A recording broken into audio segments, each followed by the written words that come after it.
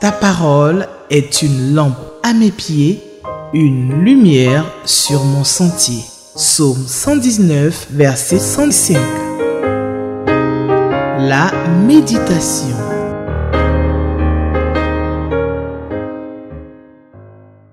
Chers téléspectateurs, bonjour, bienvenue à l'émission La Méditation, émission qui est donc animée par des membres de la Ligue pour la lecture de la Bible en Côte d'Ivoire, une émission de Espérance TV, qui est la télévision de l'Église méthodiste de Côte d'Ivoire.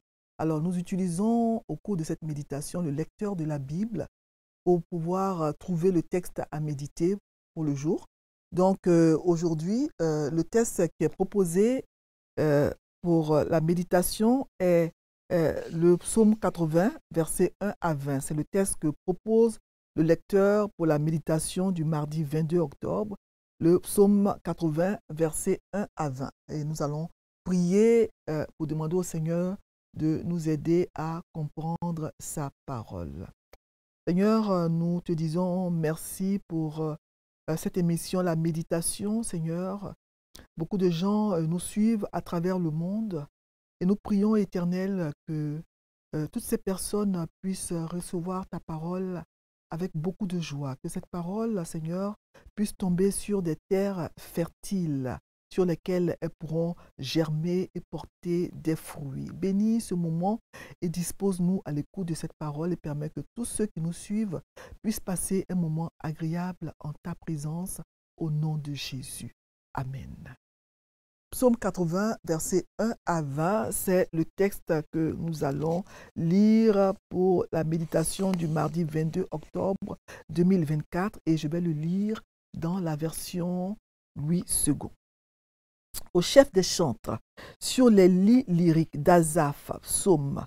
Prête l'oreille, berger d'Israël, toi qui conduis Joseph comme un troupeau, parais dans ta splendeur, toi qui es assis sur les chérubins.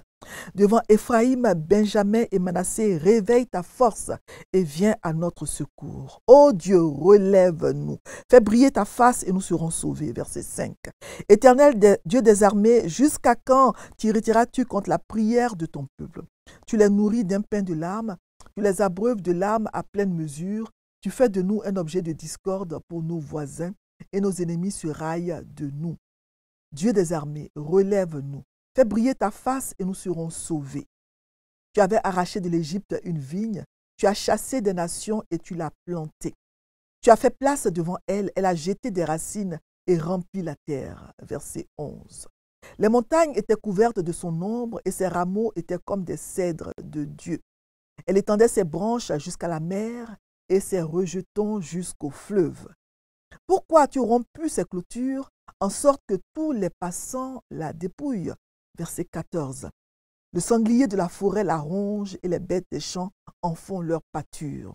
Dieu des armées, reviens donc. Regarde du haut des cieux et vois. Considère cette vigne.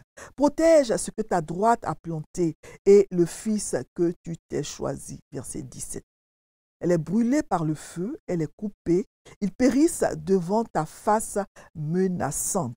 Que ta main soit sur l'homme de ta droite, sur le fils de l'homme que tu t'es choisi. Et nous ne nous éloignerons plus de toi. Fais-nous revivre et nous invoquerons ton nom. Verset 20. Éternel Dieu des armées, relève-nous, fais briller ta face et nous serons sauvés. Amen.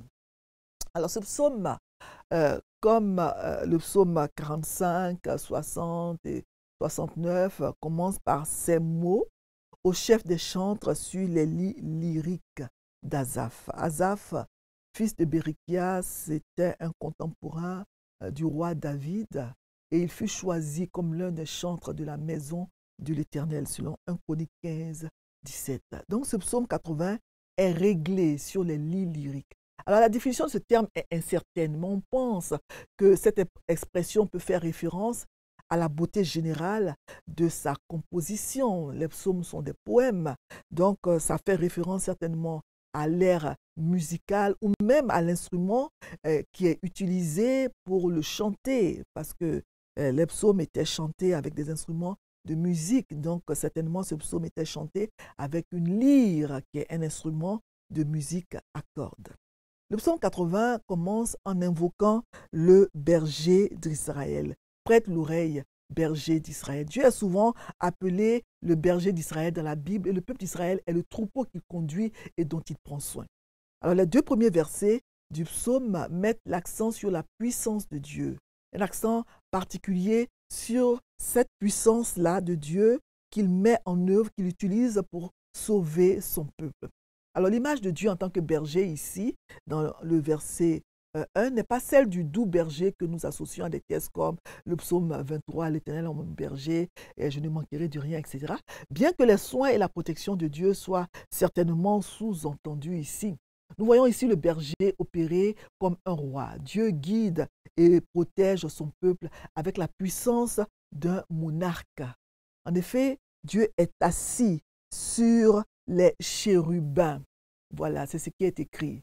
Dieu est assis sur les chérubins selon le verset 2. Cela donc se réfère très probablement au trône de Dieu formé par les ailes des chérubins, qui est représenté au sommet de l'arche de l'Alliance, sur le propitiatoire qui recouvrait donc l'arche de l'Alliance. Le propitiatoire, c'est le couvercle de l'arche de l'Alliance, et sur ce propitiatoire-là étaient sculptés 2 chérubins qui avaient la face contre terre. Donc ce psaume, en fait, c'est un cri, une prière pour demander la restauration du peuple d'Israël. Et il y a un refrain qui revient plusieurs fois dans ce psaume.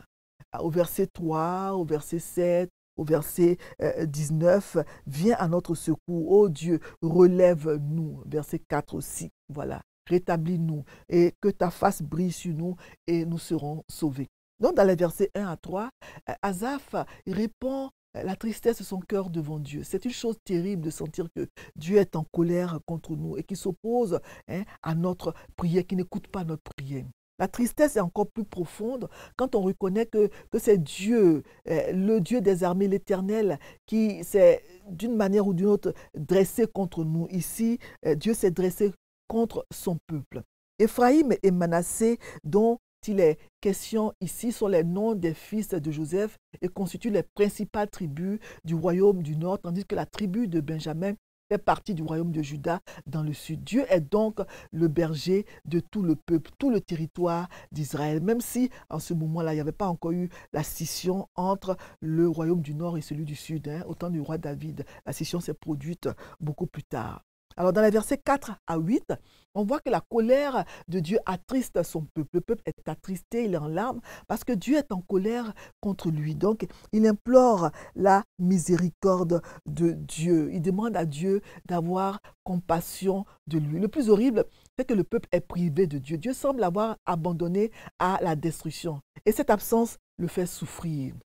La souffrance du peuple semble être sans fin. Jusqu'à quand, Seigneur? S'écrit le psalmiste au verset 4. Cette question décrit bien la profonde souffrance, la profonde affliction qu'éprouve l'être humain quand il constate l'absence de Dieu dans sa vie au moment où il a besoin de lui. À des moments, on a l'impression que Dieu est absent. Voilà. Et dans les versets 9 à 12, il est question de la vigne d'Israël qui est plantée dans la terre promise. Il dit ici, tu avais donc arraché de l'Égypte une vigne et tu as chassé des nations, tu l'as plantée, etc.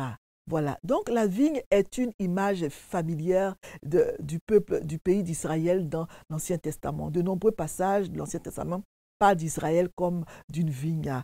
Passage dans Deutéronome, l'Ancien Testament, Deutéronome 32, verset 32 à 33, Ésaïe chapitre 5, verset 1, Jérémie 2, etc. Donc, de nombreux passages parlent d'Israël comme étant une vigne. Et le Nouveau Testament aussi désigne souvent Israël comme une vigne. On le voit dans Matthieu chapitre 20, verset 1, dans Matthieu 21, verset 33. Donc, vous pourrez donc lire tous ces passages après. Donc cette vigne, elle a été transplantée d'Égypte et introduite dans la terre promise. Nous connaissons l'histoire du peuple d'Israël qui est sorti de l'Égypte et qui est entré dans la terre promise. Comment Dieu a chassé devant lui les nations cananéennes. Donc, la vigne, en fait, c'est une plante qui est faible et humble. Cette plante, elle doit être soutenue. Elle doit avoir des tuteurs pour produire des raisins qui sont des fruits précieux, qui constituent une grande richesse pour le pays d'Israël. Donc, cette vigne s'est enracinée profondément et a rempli le pays de Canaan. En effet, la vigne d'Israël a été bénie dans le pays de Canaan. Avec la bénédiction de Dieu, les enfants d'Israël ont pris profondément racine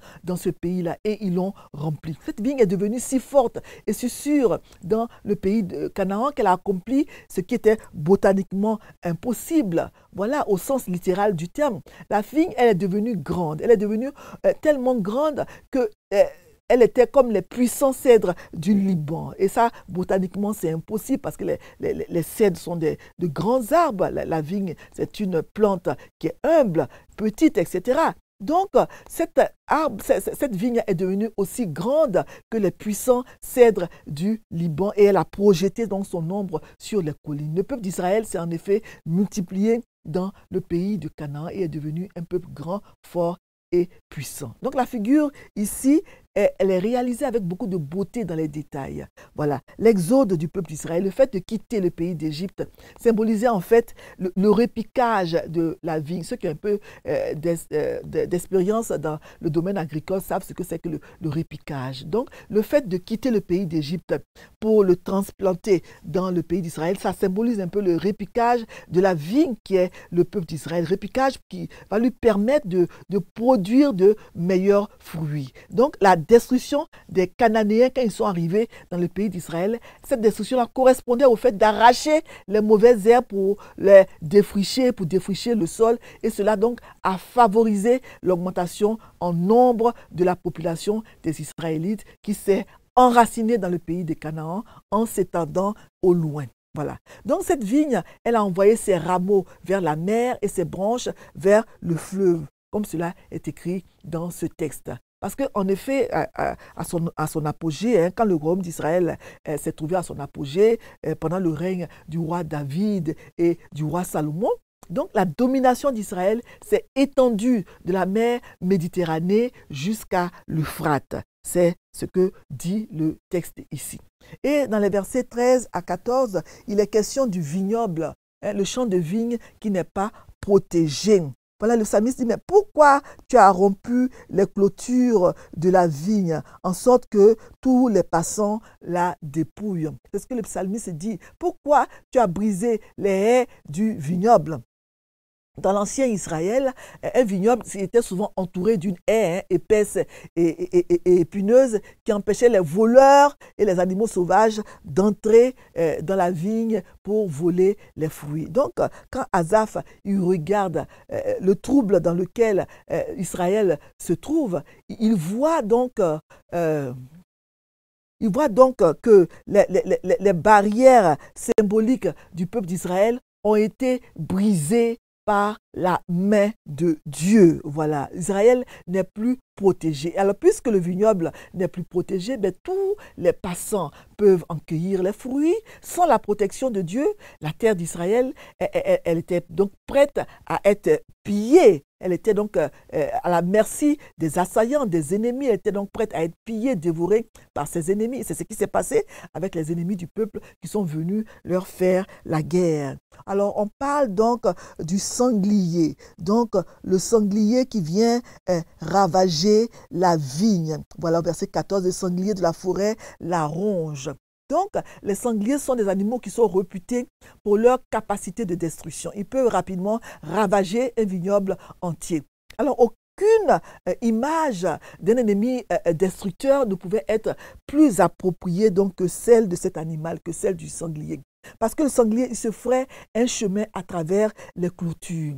Il arrache le sol, il arrache les plantes, les vignes elles-mêmes et il les foule sous ses pieds. Un seul groupe de sangliers peut parfois dévorer, détruire un vignoble entier en une seule nuit. Donc les ennemis du peuple d'Israël sont décrits, sont comparés ici à des sangliers, sont décrits comme des bêtes sauvages et destructrices qui sont aussi voraces que des sangliers. Et dans les versets 15 à 16, Asaph il fait une prière pour que Dieu ait pitié de sa vigne. il demande à Dieu de revenir, d'avoir pitié de sa vigne, de protéger sa vigne. Voilà, il demande de la protéger. Elle est brûlée par le feu, elle est coupée, hein, et ils périssent, tes enfants périssent devant ta face menaçante. Voilà ce qu'il dit. Que ta main soit sur l'homme de ta droite. Il continue au verset 18 ainsi jusqu'au verset 20. Je ne vais pas relire tout le passage. Et nous ne nous éloignerons plus de toi. Fais-nous revivre et nous invoquerons ton nom, éternel Dieu des armées. Relève-nous. Donc, Asaph, il prie pour sa nation. Et il supplie donc Dieu de revenir vers eux, de considérer la grandeur de leurs besoins, l'immensité de leurs besoins. Il demande à Dieu de les revisiter, de revisiter sa vigne, cette vigne qu'il avait lui-même plantée afin de la restaurer. Alors la souffrance du peuple d'Israël était due à son propre péché, parce qu'il s'était détourné de Dieu, du Dieu qui est son berger. Donc la restauration du peuple ne peut avoir lieu que s'il revient à lui. Alors dans les versets 18 à 20, on voit que Asaph donc demande que la main de Dieu soit sur le Fils de l'homme qui s'est choisi pour la restauration du peuple. Alors Asaph, il savait que la nation avait besoin d'un leadership efficace et compétent. Donc il demande à Dieu d'être avec son peuple, il demande à Dieu de bénir son peuple et il demande que la main de Dieu soit sur un homme en particulier, l'homme de sa droite, l'homme à la droite de Dieu. Peut-être que Asaph pensait au roi d'Israël, à l'actuel roi d'Israël, mais en fin de compte, on sait que l'homme à la droite de Dieu, c'est Jésus-Christ lui-même. Éphésiens 1, 20 le dit, Hébreux 8, 1 aussi le dit. Donc, en effet, la seule personne dont on peut dire qu'elle est à la droite de Dieu en tant qu'intercesseur, c'est Jésus-Christ, le Messie. C'est vrai que Jésus n'est pas encore né au moment où Asaph écrit cette prière, ce psaume, mais il prédit déjà, Asaph prédit déjà la venue de Jésus et son œuvre de salut et de restauration. Il dit alors, nous ne nous éloignerons plus de toi. Fais-nous revivre et nous invoquerons ton nom. Voilà ce qu'il dit. Donc, c'est un refrain qui revient plusieurs fois dans ce psaume. C'est une supplication. C'est un peu un vœu, une promesse qu'Asaph fait à Dieu au nom de tout le peuple. Oh Dieu, si tu nous rétablis, si tu nous restaures, si tu nous fais revivre, alors nous ne nous éloignerons plus de toi. Amen. Donc, on peut dire que tant pour Israël que pour l'Église d'aujourd'hui, cette prière a été exaucée en Jésus. Parce que c'est en Jésus que nous pouvons être restaurés. C'est lui qui va faire en sorte que la face de Dieu brille sur nous en grâce. Lorsque nous pensons à de grands passages des psaumes qui trouvent leur accomplissement en Jésus-Christ, on pense donc au psaume messianique, on pense au psaume 23, au psaume 53, au psaume 118.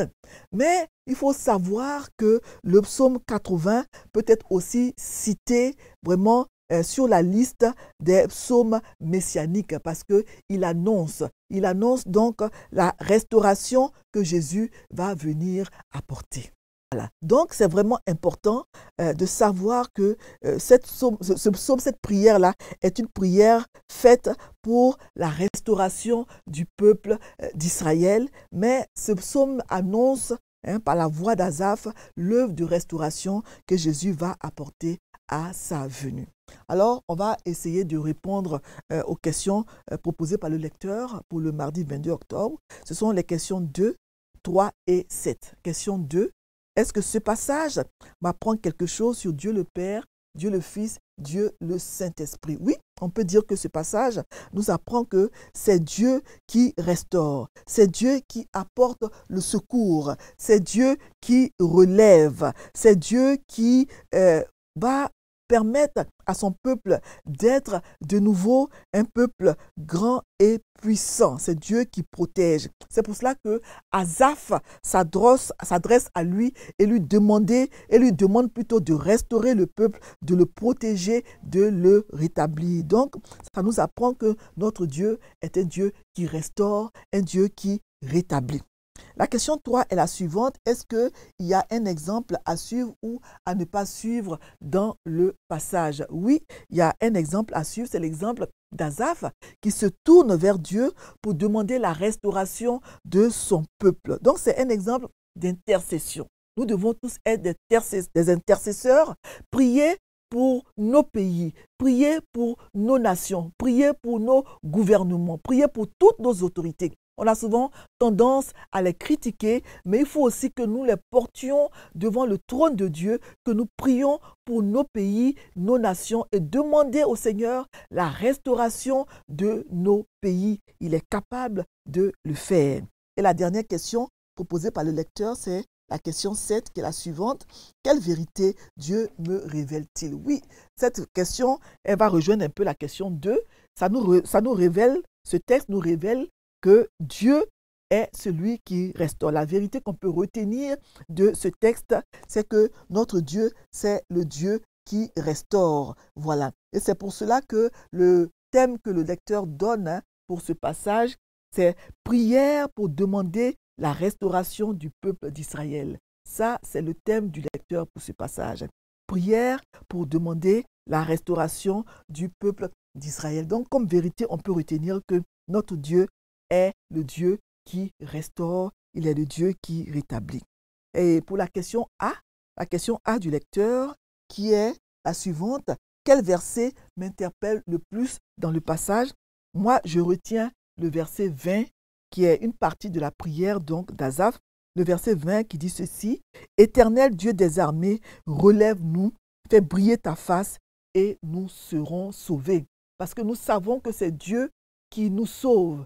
C'est Dieu qui est capable de nous rétablir. C'est Dieu qui est capable de nous faire revivre. C'est pour cela que nous le prions pour lui demander de nous relever. Quand nous avons perdu tout espoir, quand nos situations semblent sans issue, nous pouvons venir à Dieu et lui demander de nous faire revivre. Nous demandons à Dieu de nous restaurer, de nous rétablir, comme Asaph l'a fait pour le peuple d'Israël. Éternel Dieu des armées, relève-nous, fais briller ta face et nous serons sauvés. Amen. Alors, je vais lire le commentaire du lecteur pour ce texte du psaume 80, le texte du mardi 22 octobre 2024. Prière pour restaurer, pour demander la restauration du peuple d'Israël. Psaume 80, versets 1 à 20. Le refrain « Ô Dieu, Dieu des armées, relève-nous, fais briller ta face et nous serons sauvés » est répété 3 fois par le chantre Asaph dans les versets 4, 8 et 20, divisant ainsi ce psaume 80 en 3 parties. La première partie, versets 1 à 4, c'est une prière au berger d'Israël pour lui demander son secours. Dieu est appelé le berger d'Israël comme dans le psaume 23. Asaph avait aussi nommé le peuple d'Israël le troupeau du pâturage de Dieu dans le psaume précédent, psaume 79, verset 13.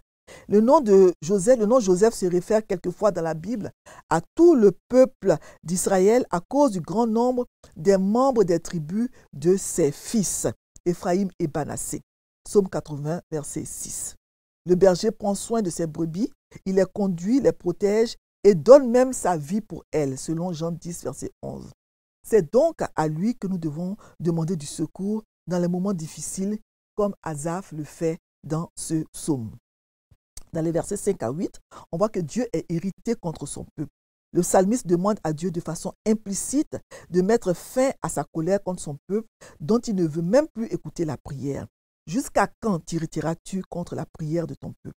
Cette situation qui fait que le peuple est devenu l'objet des railleries de ses voisins et de ses ennemis l'attriste. Évitons d'irriter Dieu en faisant ce qui lui déplaît, car c'est une chose terrible que de tomber entre les mains du Dieu vivant, selon Hébreux 10, 31. Israël, la vigne de Dieu, versets 9 à 20. Dieu a choisi le peuple d'Israël parmi tous les peuples de la terre, de la même manière qu'on fait le choix d'avoir et de planter une vigne. Une vigne ne pousse jamais d'elle-même. Dieu a pris soin de son peuple. Il a sorti du pays d'Égypte où il était maintenu en esclavage et a chassé devant lui les nations qui habitaient le pays de Canaan pour qu'ils puissent s'y établir. Israël est devenu un peuple nombreux, fort et puissant. Versets 9 à 12. Puis un changement est survenu. Des ennemis ont envahi, ravagé et dépouillé le pays d'Israël. Versets 13 à 14. Le psalmiste demande à Dieu pourquoi il a permis cela. Il le prie alors de revenir à son peuple, de le protéger à nouveau, de le restaurer en promettant que celui-ci ne s'éloignera plus de lui. N'attendons pas que Dieu nous châtie, qu'il s'irrite contre nous à cause de nos péchés avant de lui promettre obéissance et soumission. Prière, garde-moi, Seigneur, fidèle à toi, tous les jours de ma vie. Et cela va être notre prière pour la fin. Seigneur, garde-nous fidèles à toi tous les jours de notre vie, que nous puissions te demeurer fidèles dans n'importe quelle circonstance. Merci pour ta parole que nous venons de lire. Au nom de Jésus, nous te prions. Amen.